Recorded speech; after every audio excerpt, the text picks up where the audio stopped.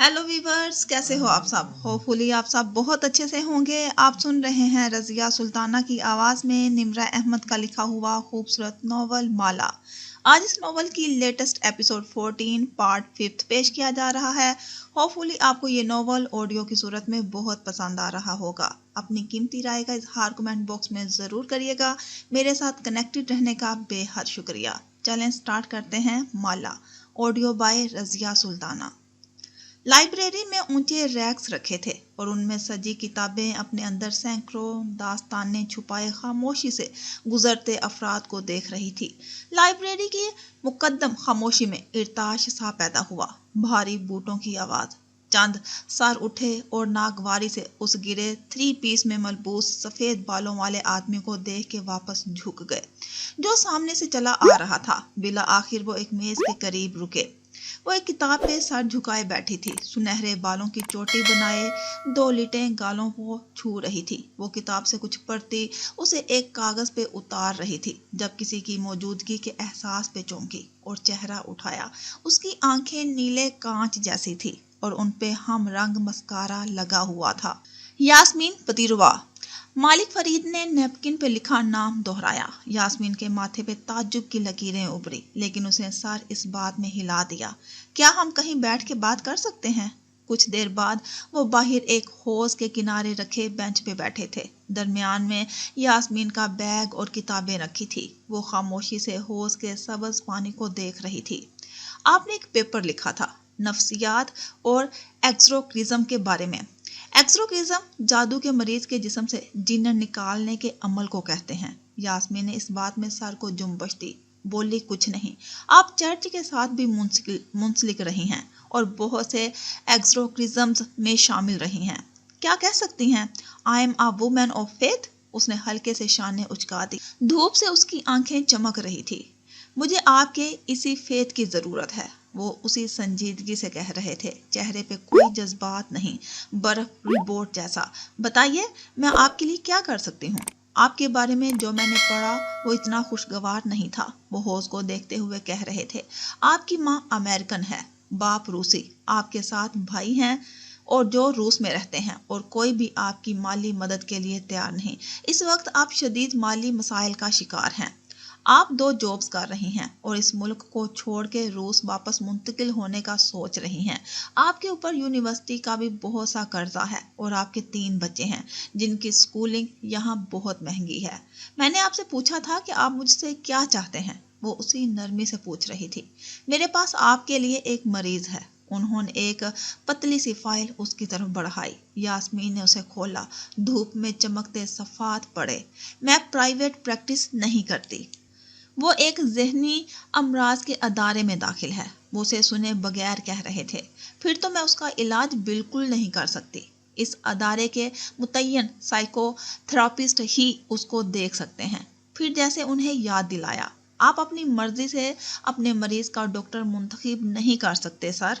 मैं आपको इस हॉस्पिटल के बोर्ड में शामिल कर सकता हूँ। आपको अपनी दोनों नौकरियां छोड़ के इस इलाके में मुंतकिल होना पड़ेगा। वो यहाँ से कदरे दूर है। वो नीली पलकें सकोड़ के उन्हें देखे गई। मैं अपनी सारी जिंदगी लपेट के वहाँ कैसे मुंतकिल हो सकती हूँ? अब्दुल मालिक फरीद ने चेहरा मोड़ के उसे देखा। क्योंकि मैं आपको इस काम के लिए पैसे दूंगा, आप अपने कर्जे उतार लेंगे। मेरा लाइसेंस भी कैंसिल हो सकता है। नहीं होगा, क्योंकि जैसा कि आपने कहा। वो उठते हुए बोले, you are a women of faith.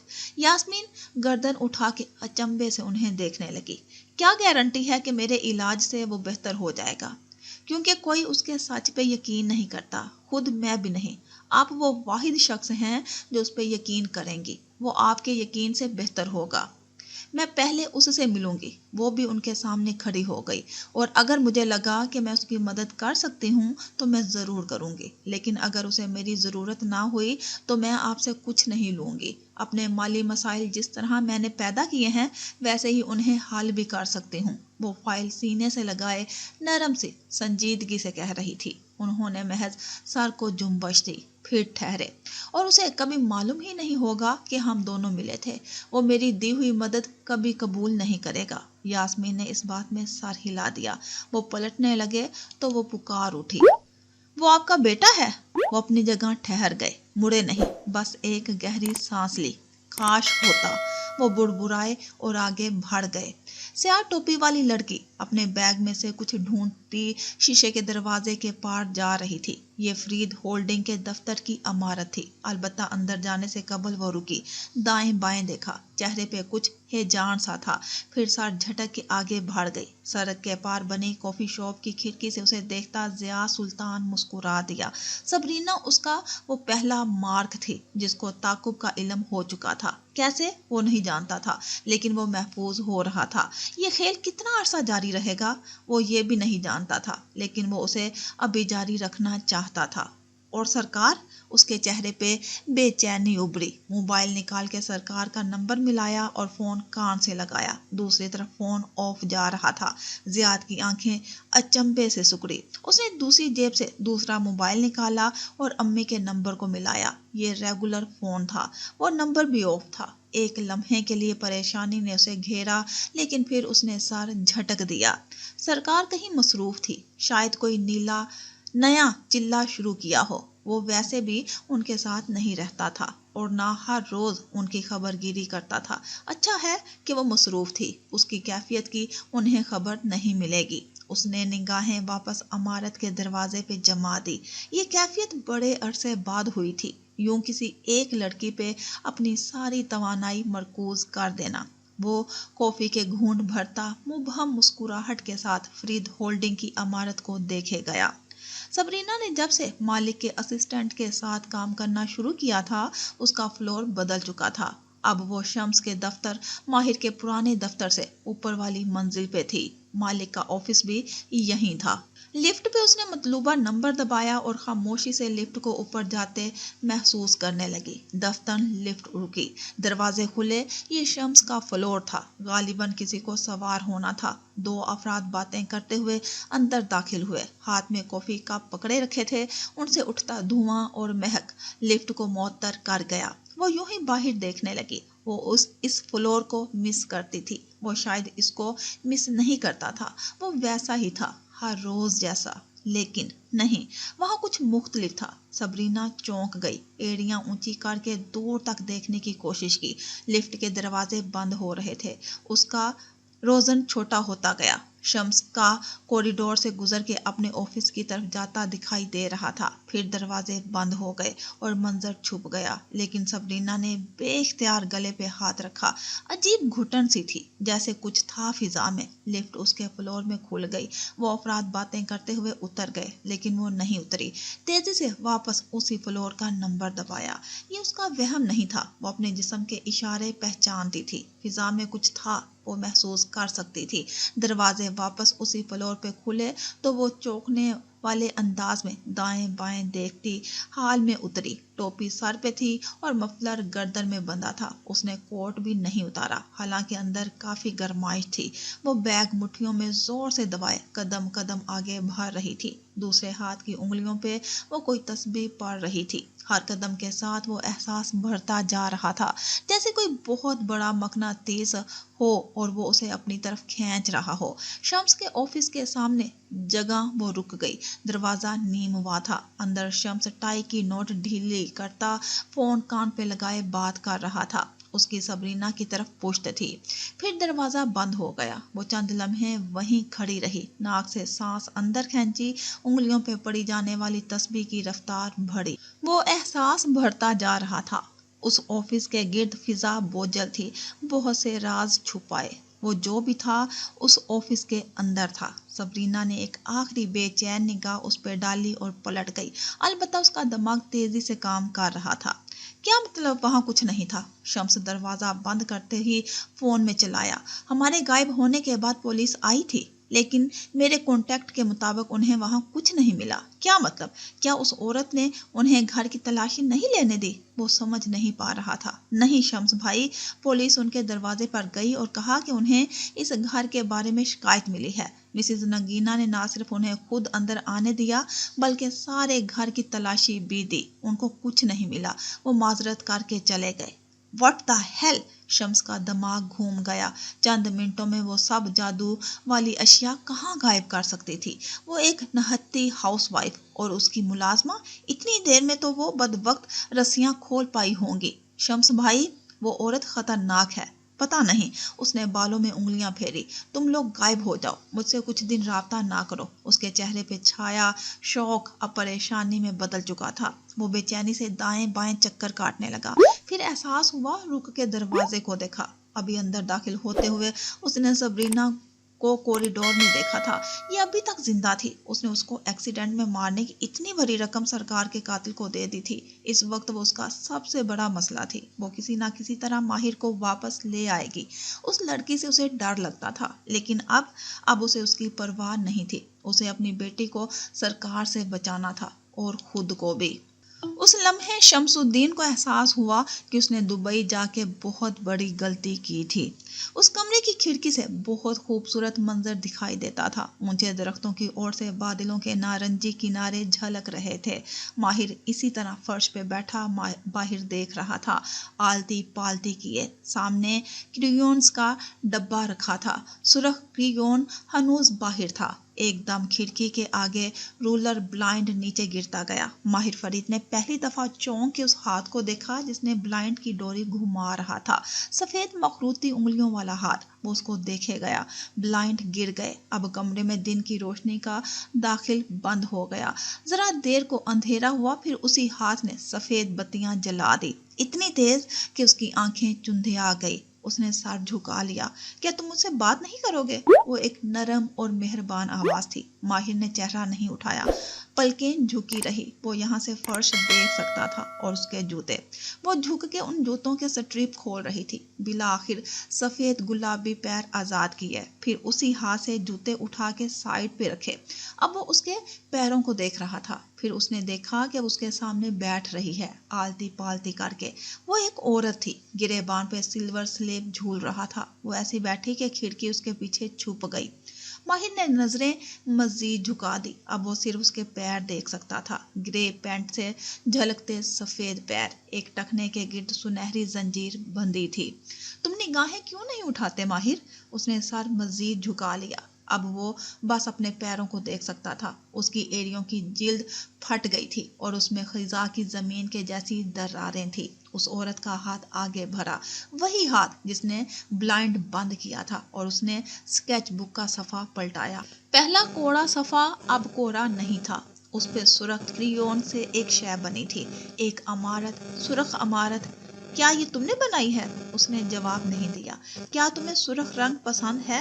वो नरमी से पूछ रही थी। उसने अब भी जवाब नहीं दिया। वो एहसास फिर से होने लगा। वो दरवाजे के खुलने की आवाज सुन सकता था। दरवाजा चिड़चिड़ाया। माहिर ने घुटने जल्दी से सीने से लगा लिए, बाजू उनके गिर्द लपेट लिए। थूक निकला। तुम खौफजदा हो? वो चौंकी। माहिर ने हल्की सी निगाह दरवाजे की समत उठाई, फिर जल्दी से सर गिरा दिया। लेकिन वो देख सकता था। दरवाजे की समत से 4 पैर अंदर दाखिल हुए थे। गंदे मैले भूरे बालों वाले पैर। उन पे खून लगा था। शीशे की कुर्सियां भी थी। वो नंगे पैर थे और उनके नाखूनों में बहुत सा गंद फंसा था। उसका सारा वजूद धीरे धीरे लरजने लगा।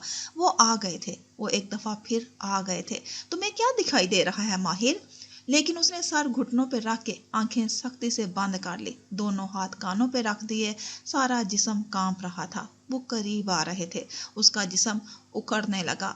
उसने उस नस्वानी आवाज को चिल्लाते हुए सुना। वो कोई इंजेक्शन मांग रही थी। दौड़ते कदमों की आवाज उसका जिस्म झटके खा रहा था। सुई की चुभन ऐसी थी जैसे तलवार चुभी हो, और फिर हर तरफ खामोशी छा गई, स्याह मखमल के जैसा पुरसकून अंधेरा। शम्स अपने ऑफिस में बैठा इंटरकॉम कान से लगाए कुछ कह रहा था जब उसका मोबाइल बजा। उसने बेजारी से मोबाइल उठाया। कोई गैर शनासा नंबर था। यकीनन कोई टेली मार्केटर होगा। हेलो, वो फार खाने वाले लहजे में बोला। मिस्टर शम्सुद्दीन, क्या आप हिलाल के वालिद हैं? यस, क्यों? वो एकदम चौंक के सीधा हुआ। आपकी वाइफ राबेल और हलाल का एक्सीडेंट हो गया है। उनको खून की जरूरत है। फौरन हॉस्पिटल पहुंचे। फौरन हॉस्पिटल का नाम सुनते ही वो करंट खा के उठा, चाबियां उठाई, वॉलेट जेब में अरसा, फिर तेजी से बाहर भागा। बाहर डेस्क पे उसका असिस्टेंट बैठा था। वो चिल्लाते हुए उसे साथ चलने के लिए बोला। दोनों बारी बारी बाहर भागे, साथ ही वो मोबाइल पे नंबर भी मिला रहा था। मालिक, उसे मालिक को कॉल करनी चाहिए, नहीं बियर बॉल को। ओ नो, वो खुद देख लेगा। शम्स और उसका असिस्टेंट लिफ्ट के पीछे गायब होते तब वो सतून की ओर से वो निकली। उसके हाथ में एक छोटा सा बर्नर फोन था। उसे जेब में डाला और एक नजर ऑफिस के दरवाजे के ऊपर देखा। वहां माहिर ने सीसीटीवी कैमरा लगवाया हुआ था जो शम्स ने उतरवा दिया था। वो अपने ऊपर कोई नजर नहीं चाहता था। अगले ही लम्हे वो तेजी से अंदर दाखिल हुई। ऑफिस खामोश पड़ा था। शम्स के परफ्यूम की महक अभी अंदर ताजा थी। सबरीना ने दाएं बाएं देखा। वो महसूस कर सकती थी कुछ था फिजा में। मेरे पीछे एक कैबिनेट था। वो झुक के बैठी और कैबिनेट खोला। अंदर एक लॉकर था। लॉकर कोड से खुलता था। माहिर के जाने के बाद शम्स ने उस लॉकर को इस्तेमाल करना शुरू कर दिया था।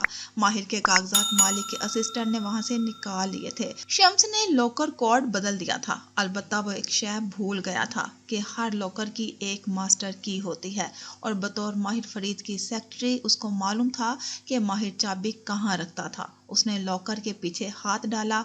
वहां एक चाबी डक्ट टैप से चिपकी हुई थी। तेजी से चाबी उखेड़ी। दिल बुरी तरह धड़क रहा था। शम्स पार्किंग तक पहुंचा था। दिमाग एकदम माफ हो चुका था और फिर उसे याद आया जिस हॉस्पिटल से कॉल आई थी उसको उनकी इंश्योरेंस कवर नहीं करती थी। वो तेजी से घर का नंबर मिलाने लगा। उसे अपनी हाउसकीपर से बात करनी थी। वो कागजात में से देख के बता सकती थी कि हेलो। राबेल की आवाज पे वो चौंक गया। तुम ठीक हो? और हलाल, वो कहाँ है? हलाल यही है, घर में। क्यों, क्या हुआ? वो उल्टा हैरान हुई। सबरीना ने तेजी से चाबी की होल में घुसाई। लॉकर का दरवाजा क्लिक से खुल गया। वो मुस्कुराई। शम्स चंद लम्हे पार्किंग में खड़ा हैरान और परेशान रहा। फिर एकदम सर उठा के इमारत को देखा। जहन में जैसे खतरे का अलार्म बजा। वो तेजी से वापस भागा। लॉकर का दरवाजा खोलते ही दो छोटे छोटे खाने सामने आए। बहुत से नोटों के बंडल, कागजात, सब कुछ वैसा ही था जैसा किसी सीईओ के लॉकर में होना चाहिए। अलबत्ता वहां चंद कीमती घड़ियां भी थी। वो चौंकी। ये माहिर के बाप की थी। शम्स ने उन पे भी कब्जा कर लिया था। उफ। और फिर उसे वो शय नजर आई। सबरीना ने गहरी सांस ली। उसकी हिस्सियात उसी शय को ढूंढ रही थी। सहरजदा शय जिसकी बदबू तस्बीह पढ़ने वाले को कई फुट दूर से आ जाती है। शम्स तेजी से लिफ्ट में दाखिल हुआ। बार बार एक ही नंबर प्रेस किया। शायद इस तरह वो जल्दी पहुंच जाएगा। चेहरा गैजो गजब से सुर्ख हो रहा था। मतलूबा फ्लोर पे उतरते ही वो तेजी से ऑफिस की तरफ भागा। दरवाजा खोला तो ऑफिस खाली था। वहां कोई ना था। वो फौरन लपक के लॉकर तक आया। कैबिनेट का दरवाजा हल्का सा खुला हुआ था। उसने लॉकर का पासवर्ड पंच किया। दरवाजा स्प्रिंग की तरह खुला। वहां सब कुछ मौजूद था सिवाय उस एल्बम के। शमसुद्दीन का चेहरा सफेद होने लगा। सर, क्या हुआ? उसका असिस्टेंट हैरान परेशान खड़ा था। कुछ नहीं, वो सफेद पड़ते चेहरे के साथ कह रहा था। उसके कदमों से जान निकल रही थी। ये किसी इंसान का काम था या शायद किसी जिन का। यकीनन सरकार ने किसी को उसके पीछे भेजा था। वो सरकार से बच के कहीं नहीं जा सकता था। उसने सर दोनों हाथों में गिरा दिया। जादूगरों की चौखट पे जाने वाले हर इंसान की तरह उसके गिर्द भी दीवारें तंग हो रही थी। वो एक सफेद दीवारों वाला कमरा था। वहां एक बुक शेल्फ के सामने ऑफिस टेबल रखी थी। उनसे हट के दो सोफे रखे थे, एक दूसरे के मुकाबिल। दरमियान जगह खाली थी। एक पे वो बैठा था, नीले लिबास में, आधी आस्तीन की शर्ट और ट्राउजर। उसकी शेव भरी हुई थी। चेहरा आज भी झुका हुआ था। वो अपने घुटने देख रहा था। उसे यहाँ से सामने बैठी औरत के पैर दिखाई दे रहे थे। वो आज न्यूड हिल्स में मुकीम थी। टखने के गिर्द सुनहरी जंजीर इसी तरह झूल रही थी। क्या तुम्हें वो नजर आता है जो किसी को नहीं आता? माहिर ने जवाब नहीं दिया। वो उंगलियां बाहम फंसाए अंगूठे से हथेली को रगड़ रहा था। मुझे तुम्हारा यकीन है माहिर। वो चुप रहा। उसका सारा वजूद धीरे धीरे लरस रहा था। क्या वो इस वक्त कमरे में मौजूद हैं? नरम मेहरबान आवाज पूछ रही थी। माहिर की झुकी आंखें उठी। वो उन आंखियों से कमरे को कोने को देख सकता था। 4 वजूद, 8 पैर, गंदे मैले खून से लथड़े। वो कोने में खड़े थे, उसके मुंतजिर। उसने एकदम उस कोने से रुख मोड़ लिया। यास्मीन ने चेहरा मोड़ के कमरे के दाएं जानिब देखा। वो खाली था। वहाँ एक मसनूई प्लांट रखा था। यास्मीन ने 2 उंगलियों से माथे से कंधों तक बारी बारी छुआ और सलेब का निशान बनाया। फिर वापस माहिर को गौर से देखा। तुम इसलिए निगाह नहीं उठाते कि कहीं तुम उनको देख ना लो। फिर वो जगह से उठी, कदम कदम चलती करीब आई और पंजों के बल उसके सामने बैठी। वो इस तरह भी अंदाज में अंगूठे को दूसरी हथेली पे रगड़ रहा था। यास्मीन ने अपना हाथ उसके हाथों पे रखा। उसकी हरकत रुक गई। तुमने कभी उनको समझने की कोशिश की? पहली दफा माहिर की आंखें ऊपर उठी और उसके चेहरे पे ठहर गई। वो पंजों के बल उसके सामने बैठी थी। सफेद शफाफ चेहरा, नीली आंखें। उसकी आंखों में एक शफाफ सा तासुर था। गर्दन में एक सलेब झूल रहा था। तुम्हें उनकी आंखों में देखना है माहिर, वो नरमी से कह रही थी। वो उसकी आंखों में यकटक देखे गया। वो घुटने मोड़े जमीन पे बैठी थी। उसका चेहरा किसी फरिश्ते जैसा था। वो गुलाम है, वो मजबूर है। वो धीरे से चौंका। जहन में जैसे कोई कूंदा सा लपका था। उनको समझने की कोशिश करो। वो ये सब अपनी खुशी से नहीं कर रहे। वो उसके घुटनों पे हाथ रखे नरमी से कह रही थी। उनकी लगाम एक जादूगर के हाथ में है। वो एक इंसान उनसे ये करवा रहा है। वो यकटक उसे देखे गया। तुम्हें उनकी आंखों में देखना है। तुम्हें उनको इस गुलामी से आज़ाद करना है। वो अदाकारी कर रहे हैं तुम्हें डराने की। तुम्हारा खौफ उनकी गिज़ा है। माहिर, उनको गिज़ा मत दो। वो बस उसको देखता रहा, बिना पलक झपकाए, बिना सांस लिए। सर उठाओ और उनकी आंखों में देखो। उनको बताओ कि तुम उनको समझते हो। उनको उनकी जिंदगी वापस कर दो। वो तुम्हारे साथ बंधे हैं। तुम्हें उनको आज़ाद करना है। वो धीरे धीरे उसके घुटने पे हाथ रखे दोहरा रही थी। तुम्हें उनको आज़ाद करना है। तुम्हें उनको आज़ाद करना है। उसने निगाह दाएं जानिब उठाई। वो अब उनके पैर देख सकता था। उसने कोशिश की कि निगाह मजीद ऊपर उठे, लेकिन आंखें खौफ के बोझ तले गिरती चली गई। लब कपकपा गए। उसने धीरे से नफी में सर हिलाया। इनको समझने की कोशिश करो। इनकी बात सुनो। उनको आज़ाद कर दो। वो नरमी से दोहरा रही थी। वो पैर अपनी जगह से उठे और उसकी तरफ भरने लगे। उनके हर उठते कदम के साथ जमीन पे खून गिरता जा रहा था। उसने सख्ती से आंखें बंद कर दी, कानों पे हाथ रख लिया। जिस्म एक दफा फिर कांपने लगा था। नगीना बेगम के अपार्टमेंट की बेसमेंट में इंद्रानी फर्श पे बैठी एक कार्टन से चीजें निकाल निकाल के बाहर देख रही थी। वहां ऐसे ही चंद कार्टन पड़े थे जिनमें जल्दी में सामान पैक किया गया था। बेसमेंट के काट कबाड़ से लदे कमरे की दीवार में एक शगाफ था। इंद्रानी ने आखिरी कार्टन अंदर से निकाला और स्लाइडिंग दरवाजे को बंद कर दिया। शगाफ बराबर हो गया, ऐसे जैसे कुछ था ही नहीं। अब उसने चंद पेंटिंग्स उठाई और बारी बारी दीवार पे लगाने लगी। उन पे जाले लगे थे। उसने एहतियात से जाले वहीं रहने दिए। नगीना बेगम एक कोने में खामोश बैठी थी। माथे पे नील थे और आंखों में तपश। वो आम लिबास में थी, टांग पे टांग जमाए कुर्सी पे बैठी मुसलसल एक पाँव झुला रही थी। इंद्रानी ने आखिरी शय भी सेट करके रखी और उनकी तरफ मुड़ी। जानती हैं वो क्या लेकर गया है? हाँ, लेकिन अब वो उसके पास भी नहीं रहा। वो उस लड़की के पास है। उनकी आंखों से जैसे बेबसी और तैश से शरारे फूटने लगे। मोबाइल निकाला और एक एक नंबर जोर से दबाया। क्या तुम काम करने का तरीका भूल चुके हो? वो उनकी गिराहट पे चौंका था। कहा था कुछ वक्त लगेगा। अब वक्त के साथ कुछ और भी करना है। वो सामने दीवार को देखती सुर्ख पड़ती आंखों से कह रही थी, शम्स को मारना है और उसकी बेटी को मेरे पास लाना है। मोबाइल बंद करके वो हल्का सा मुस्कुराई। शमसुद्दीन ने उनको अंडर एस्टिमेट किया था। कुछ देर बाद वो अपने मखसूस हुलिये में वहां तन्हा जमीन पे बैठी थी और सामने एक हंडिया उबल रही थी। शम्स की तरफ से उनको एक बहुत बड़ा झटका लगा था और उन्हें उससे खुद को वापस लाना था। उनको अपनी अना और गरूर को बहाल करना था। उन्हें अपनी ताकत मजीद बढ़ानी थी और उसका बेहतरीन तरीका किसी भी जादूगर की नजर में एक ही है, किसी मासूम इंसान के ऊपर सबसे बदतरीन जादू करना, हंडिया का काला जादू। और अगर वो उस जादू से एक ही रात में मर जाए तो इस जादूगर की ताकत कई गुना बढ़ सकती है। उन्होंने जेरे लब कुछ बुरबुराते हुए हंडिया में कीलें डालनी शुरू की और उन्हें एक रात में जादू के जरिए माहिर फरीद की जान लेनी थी। وہ نیند سے ایک دم جاگا، جیسے کسی نے جسم میں سولاخ سی گاڑ دی ہو۔ سینے کے مقام پہ شدید تکلیف ہوئی۔ وہ بے اختیار اٹھ بیٹھا، دائیں بائیں دیکھا۔ رات کا وقت تھا، کمرہ اندھیر تھا، کھڑکی کے آگے بھی بلائنڈز گرے تھے۔ ایسے میں باہر سے آتی روشنی دروازے کی نچلی درز سے اندر داخل ہو رہی تھی۔ اس نے آنکھیں جھپکائی۔ اب وہ کمرے کو نیم اندھیرے میں دیکھ سکتا تھا۔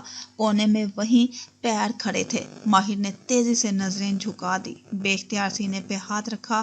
درد بڑھتا جا رہا تھا، کوئی اسے الٹی چھری سے جیسے کاٹ رہا تھا۔ وہ کراہا، چہرے پہ پسینے آنے لگے، پھر وہ چہرے کے بل دوہرا ہوتا گیا۔ اب وہ صرف اپنے گھٹنے دیکھ سکتا تھا جو لحاف میں چھپے تھے۔ درد بڑھتا جا رہا تھا۔ پھر بیڈ کے کنارے پہ زور بھرا، جیسے کوئی بیٹھا ہو۔ ہلکا سا کہکا گونجا۔ اس نے گھٹنے سینے سے لگا لیے، سر ان میں چھپا دیا۔ سانس تیز ہو گیا، وہ چیخ نہیں سکا۔ خوف اس کے جسم کے ایک ایک بال کو اکھاڑنے لگا تھا۔ کسی نے ہلکا سا اس کا لحاف کھینچا، پھر کوئی ہلکا سا قریب ہوا۔ ماہر کا جسم کانپنے لگا، سختی سے آنکھیں میچ لی، چہرہ ابھی تک گھٹنوں میں چھپا رکھا تھا۔ ماہر!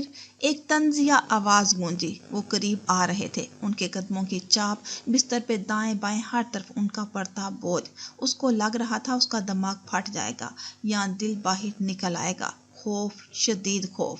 وہ اسے مارنے آ رہے تھے، آج وہ اس کی جان لینے آ رہے تھے۔ اور تب جیسے کسی تاریک جنگل میں چاندنی سی نہائی جھیل کے پانی جیسی آواز گونجی، انہیں آزاد کر دو۔ بوجھ بڑھتا جا رہا تھا، وہ ان کے گرم سانس سن سکتا تھا۔ وہ غلام ہیں، مجبور ہیں، تمہارے جیسے قیدی ہیں۔ وہ قریب آ رہے تھے، انہیں آزاد کر دو۔ اس نے مٹھیوں میں سختی سے لحاف بھینچ رکھا تھا۔ وہ ان کے ہلتے وجود، قریب آتے محسوس کر سکتا تھا۔ انہیں اپنے خدا کا نام لے کر آزاد کر دو۔ ایک بوڑھا کھردرا سا ہاتھ اس کی گردن تک رینگتا آیا۔ وہ ہل نہیں سکا۔ تمہیں ان کو سمجھنا ہے۔ اس ہاتھ نے دھیرے دھیرے اس کی گردن کے گرد گہرا تنگ کیا۔ اس نے آنکھیں سختی سے بند کر رکھی تھی۔ وہ مجبور ہے۔ وہ دو ہاتھوں نے اس کی گردن دبانی شروع کی۔ اس کا سانس گھٹنے لگا۔ تمہیں ان کی آنکھوں میں دیکھنا ہے۔ ماہر فرید نے ایک دم آنکھیں کھولی۔ وہ اس کے سامنے تھا۔ اس کا چہرہ سیاہ تھا، اس پہ کتے جیسے بھورے بال تھے، آنکھیں سرخ تھی اور دانت پیلے۔ وہ بھیڑیے اور کتے کی کھال جیسی جلد رکھتا تھا۔ اس کو اپنی طرف دیکھتا پا کے وہ مسکرایا، پیلے نوکیلے دانت چمکے۔ تم غلام ہو۔ اس کے لب پھر پھرائے، آنکھیں بنا جھپکے اس کے چہرے پہ مرکوز تھی۔ اس کو پیچھے تین اور بھی دکھائی دے رہے تھے، اپنے دائیں بائیں۔ وہ قریب آ رہے تھے، لیکن وہ اسی کو دیکھ رہا تھا۔ تم غلام ہو۔ اس کی آواز حلق سے پھنسی پھنسی سی نکلی۔ تمہیں اس نے قید کر رکھا ہے۔ وہ جیسے کسی خواب کسی کیفیت میں بول رہا تھا، پلکیں جھکنا بھول چکی تھی۔ پہلی دفعہ اسے ان سرخ انگارہ آنکھوں میں کچھ دکھائی دیا، کچھ غیر آرام دہ سا، ایک بے بسی، ایک غلام کی بے بسی۔ بس وہ ایک کمزور لمحہ تھا۔ وہ لمحہ ماہر فرید نے دیکھ لیا تھا، اور اگلے ہی پل اس نے جھپٹ کے اس کا ہاتھ پکڑ لیا۔ وہ ہاتھ ایسا کھردرا تھا جیسے کریلے کا ہول ہو۔ اس کے ناخن ماہر کی گردن میں گھس رہے تھے، لیکن وہ سختی سے اس کا ہاتھ جکڑے اس کی آنکھوں میں دیکھ رہا تھا۔ تم کچھ بھی نہیں ہو، تم بس ایک غلام ہو۔ اس کی آواز آپ کے گراہٹ کی صورت نکلی۔ وہ اپنے آفس میں تھا، ایک سرخ دھند آنکھوں میں چھائی تھی، اور وہ کچھ اٹھا کے سبرینا کے سر پر مار رہا تھا۔ تم کچھ بھی نہیں ہو۔ وہ اپنے باپ کے ہاسپٹل بیڈ کے ساتھ بیٹھا تھا، ان کا ہاتھ تھامے، وہ نیم واہ آنکھوں سے اسے دیکھ رہے تھے۔ تم ایک غلام ہو۔ وہ اس کو لینے آئے تھے، وہ چلا رہا تھا، اور وہ اس کے ہاتھ باندھے اسے ذہنی امراض کے ہاسپٹل لے جا رہے تھے۔ تو تم کچھ بھی نہیں ہو۔ وہ کمرہ نمبر 555 کے فرش پر کمر کے بل گرا ہوا تھا۔ اس کے جسم میں سوئیاں سی چبھ رہی تھی، نشتروں جیسی سوئیاں۔ وہ چلا رہا تھا، آنکھوں سے آنسو بہہ رہے تھے۔ تم مجھ سے زیادہ بے بس تھے۔ پہلی دفعہ ماہر نے اس مخلوق کے چہرے کی مسکراہٹ کو الجھن میں بدلتے دیکھا۔ اس نے یہ بھی دیکھا کہ وہ باقی تینوں قدرے خوف سے اپنے بڑے کو دیکھ رہے تھے، وہ جس کا ہاتھ ماہر کی گردن پہ تھا، اور اس ہاتھ کو ماہر کا ہاتھ दबोचे हुए था। तुम गुलाम हो, वो बोला तो आवाज ऊंची थी, और मैं तुम्हें अपने अल्लाह के नाम के साथ आजाद करता हूँ। उसने झटके से उसका हाथ पीछे खींचा। उस मखलूक के नाखूनों के साथ उसकी गर्दन की जिल्द भी छीलती चली गई, शायद खून भी निकला था। मैं तुम्हें अपने अल्लाह के नाम के साथ आजाद करता हूँ, वो उसकी आंखों में देख के कह रहा था। उसका जिस्म पसीने से तर था, बाल भीगे हुए थे और सांस तेज तेज आ रहा था। जाओ, तुम आजाद हो। उसने झटके से उसका हाथ दूर फेंका। वो पीछे नहीं हटा, वो उसे घूरे गया। वो तीनों उसके कंधों के दाएं बाएं इकट्ठे हो गए। वो उसको खून आशाम आंखों से देख रहे थे। ये उनकी असल शक्ल नहीं थी, ये सबसे खौफनाक शक्ल थी जो वो बना सकते थे, लेकिन उसकी नजरें नहीं झुकी। मैं अपने अल्लाह के नाम के साथ तुम्हें आजाद करता हूँ। वो वहीं खड़े रहे, जम के वो उसको देख रहे थे, होंठ भींचे सुर्ख आंखों से। अगर तुम्हें, तेज सांसों के दरमियान उसकी आवाज बुलंद हुई, अगर तुम्हें अल्लाह का जरा सा भी खौफ है तो आज के बाद तुम मेरे करीब नहीं आओगे। वो वहां से नहीं हिले, वो बस उसे देखे गए अजीब सी नजरों से, और वो पसीने में भीगा चेहरा लिए सुर्ख छिली हुई गर्दन के साथ वापस उनकी आंखों में देख रहा था। मैं तुम्हें अल्लाह के नाम के साथ आजाद करता हूँ। उसकी आवाज मजीद ऊंची होती गई। तुम जहां से आए हो वहीं पलट जाओ। कुछ था जो उनके चेहरों में बदला, एक ऐसा तासुर जिसे वो कभी कोई नाम ना दे सका, खौफ। उसने पहली दफा उनको खौफजदा देखा।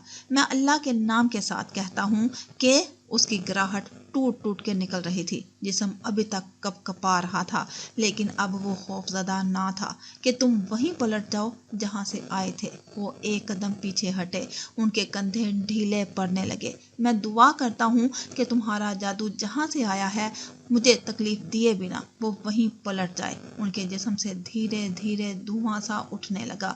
उसकी आवाज मजीद बुलंद होती गई।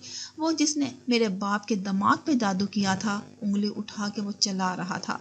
वो जिसने मेरी माँ के दिल पे जादू किया था, वो खौफजदा चेहरों के साथ पीछे हट रहे थे। वो जिसने मेरे ऊपर जादू किया है, वो खिड़की के साथ इकट्ठे हो गए। मैं दुआ करता हूँ कि वो गठरी सूरत एक दूसरे के साथ लग गए कि तुम अपना जादू लेकर उसी के ऊपर पलट जाओ। एक जोर का छन्नाका हुआ, खिड़की का शीशा टूटा, हर तरफ कुर्सियां बिखर गई। तेजी से भागते कदमों की आवाज आई, फिर दरवाजा खुला, बत्तियां जलाई गई। स्क्रब्स में मलबूस स्टाफ दौड़ता हुआ अंदर दाखिल हुआ। कमरा अब रोशन था, वहां सिर्फ धुएं की बदबू थी और टूटा हुआ शीशा। वो जा चुके थे। नर्स उसे सर तासुब से हालाती को इंजेक्शन दे रही थी। स्टाफ उसकी गर्दन के जख्मों को देख रहा था, और वो पसीने से तर चेहरा लिए तेज तेज सांसों के दरमियान टूटी खिड़की को देख रहा था। वो जा चुके थे। हजारों मील दूर अपनी बेसमेंट में बैठी नगीना बेगम ने मुस्कुरा के पुतला रखा। वो उसकी गर्दन के गिर्द डोरी बांध चुकी थी, उसमें फूंक मार चुकी थी। उस गिरा को कोई नहीं खोल सकता था। अब वो उठ खड़ी हुई, लिबास तब्दील कर लिया, बालों की चोटी गूंदी। वो एक गंदी मैली जादूगरनी से एक तवाना और जवान नजर आने वाली खातून दिखाई देने लगी। फिर एक एक जीना चढ़ती ऊपर आई। दरवाजा बंद किया। लाउंज में बैठे सुल्तान साहिब ने किताब के पीछे से उनको आते देखा, और तंजिया मुस्कुरा के सर झटका, फिर कुछ बुरबुरा के किताब की तरफ मसरूफ हो गए। वो मुस्कुरा के उनको नजरअंदाज करती किचन तक आई। कैबिनेट के शीशे के दरवाजे में अपना अक्स देखा। वो सरकार थी, उनका कोई कुछ नहीं बिगाड़ सकता था। आज रात के बाद उनकी ताकत मजीद बढ़ जाएगी। शमसुद्दीन जैसों को तो वो सालम निगल सकती थी। वो सिंक के करीब आई और शेल्फ से एक मग उठाया, और उसी वक्त एकदम किसी ने उन्हें गर्दन से पकड़ा। उनकी कराह बिना निकल सकती। वो बेख्तियार दोहरी हुई, मग हाथ से छूट के फर्श पे गिरा और चिकना चूर हो गया। कुछ और भी फर्श पे गिरा था। उनके मुंह से निकली खून की उल्टी। वो बेख्तियार मैदे पे हाथ रखे दोहरी हुई। सारे जिस्म में किसी ने बुर्छियां चला दी थी। एक स्याह धुआं सा था जो जाने कहां से आया था, और होश खोने से पहले नगीना बेगम एक लम्हे में जान चुकी थी कि वो धुआं ऐन उनके खून के अंदर शामिल हो गया था। वो चीखते हुए किचन के फर्श पे गिरी थी। सुल्तान साहिब और इंद्रानी भागते हुए उस तरफ आए। उनके मुंह से खून निकल रहा था, जिस्म مرگی کے مریض کی طرح جھٹکے کھا رہا تھا اور اس لمحے وہ جانتی تھی کہ ماہر فرید پہ کیا جادو الٹا ہو گیا تھا۔ اس جادو نے نہ تو ان کے دماغ کو چھوا تھا، نہ دل کو، اور نہ ہی کسی دوسرے عضو کو۔ وہ سیدھا ان کے خون میں داخل ہو گیا تھا، اور جو خون میں داخل ہو جائے اس کو نہ کوئی علاج کر سکتا ہے اور نہ کوئی تعویذ۔ اس جادو نے نہ تو ان کے دماغ کو چھوا تھا، نہ دل کو، اور نہ ہی کسی دوسرے عضو کو۔ وہ سیدھا ان کے خون میں داخل ہو گیا تھا، اور جو جادو خون میں داخل ہو جائے اس کو نہ تو کوئی علاج ہو سکتا ہے۔ اس جادو نے نہ تو ان کے دماغ کو چھوا تھا، نہ دل کو، اور نہ ہی کسی دوسرے عضو کو۔ وہ سیدھا ان کے خون میں داخل ہو گیا تھا، اور جو جادو خون میں داخل ہو جائے اس کو نہ کوئی علاج نکال سکتا ہے، نہ کوئی تعویذ۔ 1 ماہ بعد نگینہ بیگم کو بلڈ کینسر ڈائیگنوز ہوا تھا۔ موجودہ دن کشمالہ مبین کوٹ کی جیبوں میں ہاتھ ڈالے تیز قدموں سے چلتی اس طرف آ رہی تھی۔ وہ ایک بحری جہاز کے عرشے جیسی جگہ تھی۔ ایک طرف عمارت، دوسری طرف گزرگاہ، اور اس کے ساتھ ریلنگ جس کے پار پانی دکھائی دے رہا تھا۔ وہ ریلنگ کے کنارے کھڑا تھا، اس کی طرف سے کمر موڑے کوہنیاں ریلنگ پہ جمائے وہ پانی کو دیکھ رہا تھا۔ وہ اس کے عین پیچھے جا کے رکی، چند لمحے اس فریب کار کی پشت کو دیکھتی رہی۔ کیف؟ وہ ایک دم پلٹا، اسے دیکھ کے جیسے اس کا سانس رک گیا، اور پھر چہرے پہ بہت سے جذبات ابھرے۔ ندامت ان میں سر فہرست تھا۔ اس نے چہرہ جھکا دیا۔ کشمالہ، صبح جب صفورہ کا میسج آیا تم مجھ سے ملنا چاہتے ہو تو میں انکار کرنا چاہتی تھی، لیکن پھر سوچا کیا حرج ہے۔ وہ اسپاٹ چہرے کے ساتھ اس کو دیکھ رہی تھی۔ کہو کیف، تم مجھ سے کیوں ملنا چاہتے تھے؟ صفورہ کا کزن کیف جمال اس کے سامنے کھڑا تھا۔ ماہر فرید کے تیز قدم اس گھر کے دروازے تک پہنچ کے سست ہو چکے تھے۔ وہ باہر لگی سفید بار تک رکا۔ گیٹ کھلا تھا۔ اندر پورچ میں ایک کار کھڑی دکھائی دے رہی تھی۔ وہ بنا چاپ کے چلتا دروازے تک آیا اور بیل پہ انگلی رکھی۔ اگلے ہی لمحے دروازہ کھلا اور وہ نظر آئی، سیاہ بالوں کی پونی بنائے لڑکی جس کی سیاہ آنکھیں اسے دیکھ کے جیسے چمک اٹھی تھی۔ ماہر، خوش آمدید۔ صبرینا اس کے سامنے کھڑی تھی۔